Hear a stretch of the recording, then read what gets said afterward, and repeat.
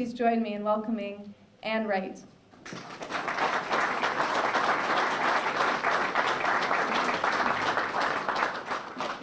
Well, thank you very much, Allison.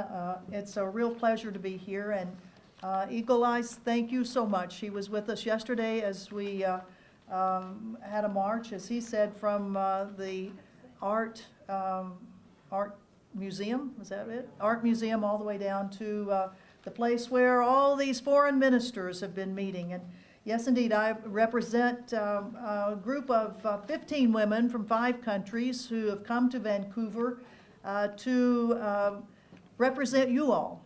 We had 6 women from Canada that were on the delegation. We had women from South Korea. We had women from Sweden and the United States and Japan. And we were there to be the voices of civil society. We took that mantle upon ourselves, that we felt that you, the people, we, the people, needed to be represented when these foreign ministers of all of these countries, 20 countries, meet to decide about what's going to happen on the crisis, supposedly, crisis on the Korean Peninsula. And I love the slogan that you have here with mobilization against war and occupation. I love that. That is a very, very good name of an organization. Mobilization against war and occupation. And that covers a lot of the world, doesn't it?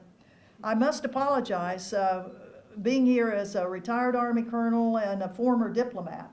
I spent most of my life in the U.S. government, and I did resign in 2003 in opposition to the war in Iraq. But I've been part of the problem. My service in the U.S. government is part of the problem. You might know that we do have a lot of people resigning from the U.S. government right now because of what the Trump policies are doing. Hands off North Korea.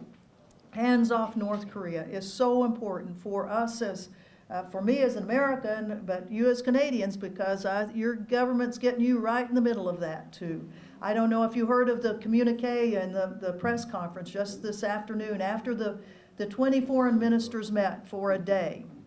Of course, China and Russia were not invited, so that's pretty interesting, isn't it? Talking about issues of the Korean Peninsula, and the neighbors are not invited.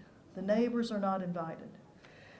Well, I was, as you mentioned, I was a part of a delegation in 2015. 30 women from 15 countries, including 2 Nobel Peace Laureates that went to North Korea to talk to women and men in North Korea. And I want to recognize a person that's in the audience. Peter, would you raise your hands? Peter has been in North Korea probably more than anybody else. He first went there as from New Zealand as working on international development, and then has been back numerous times and has been involved in some very, very unique things of helping internationals get into North Korea and learn more about North Korea. So we really appreciate all of the help that you gave to us on our mission 3 years ago almost. We did have a peace symposium with women of North Korea, 250 of them. And their resounding message to us was, we want peace. We want to be able to live normal lives. We want to be able to live lives that we're not threatened by the rest of the world. And when you really look at it, that's what's happened to North Korea. They have been threatened. I mean, it's not a perfect government, that's for sure. I mean, does anybody know of a perfect government? No. There are excesses of all of our governments, and certainly mine is a prime example of that.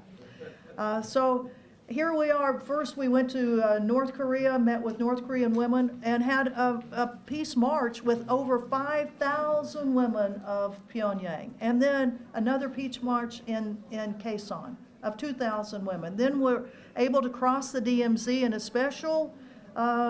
special exemption to normally what you have to do is fly back to Beijing and then go across. And Peter helped us with that. To be able to go to South Korea, where we also held a peace symposium with South Korean women in the Seoul City Hall. Seoul City Hall let us have a peace there and a peace march there. We've been back again for peace marches in South Korea. And we definitely want to go back to North Korea. I've got a big problem right now, though. The United States of America has said American citizens cannot go to North Korea unless my government approves it and gives me a special validation passport. I mean, how outrageous is that? I'm sure we'll have some Americans that may go without that passport because the North Koreans are not requiring that. It's just my government when I come back. But it's kind of like what happened with Cuba. And I love all of your signs up here. I mean, you all have not forgotten one issue that we need to be thinking about in our lives. I mean, here you have no war on Iran, hands off Yemen, hands off North Korea, all over here, information about Cuba. All of these places in the world where we have seen occupations, wars, brutality by the international community on generally smaller countries.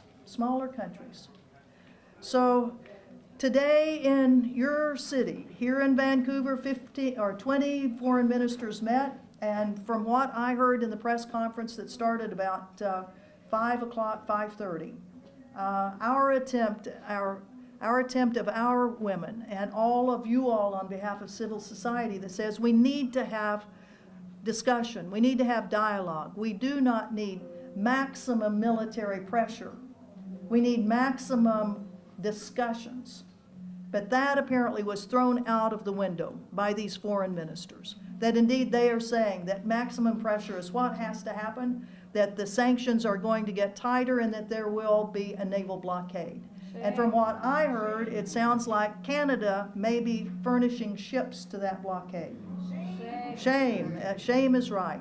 So we have lots to do. We have lots to do to challenge our own governments again and again and again.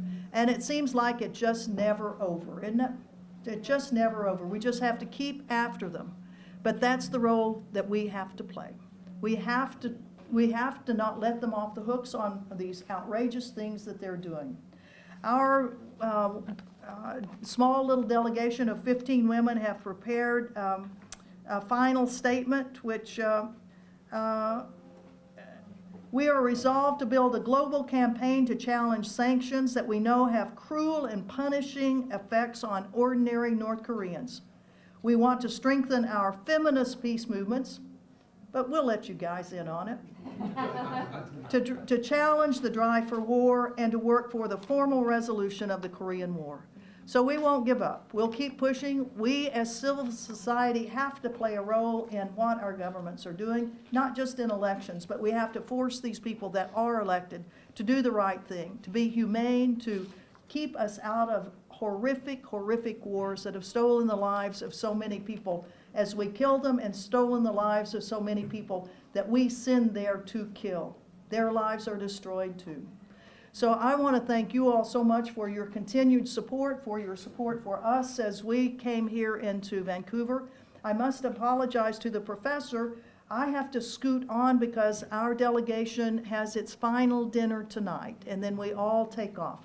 But there as a final thing, I do want to mention your support in solidarity with people of Palestine. As Allison mentioned, I've been a part of the Gaza Freedom Flotilla starting in 2010 with the tragedy of the Israelis killing people on the Mavi Marmara. And then in 2011, 2013, 14, 15, and then last year was our Women's Boat to Gaza, where we had a captain, crew, and all passengers were women to challenge the Israeli blockade. There will be a flotilla in 2018.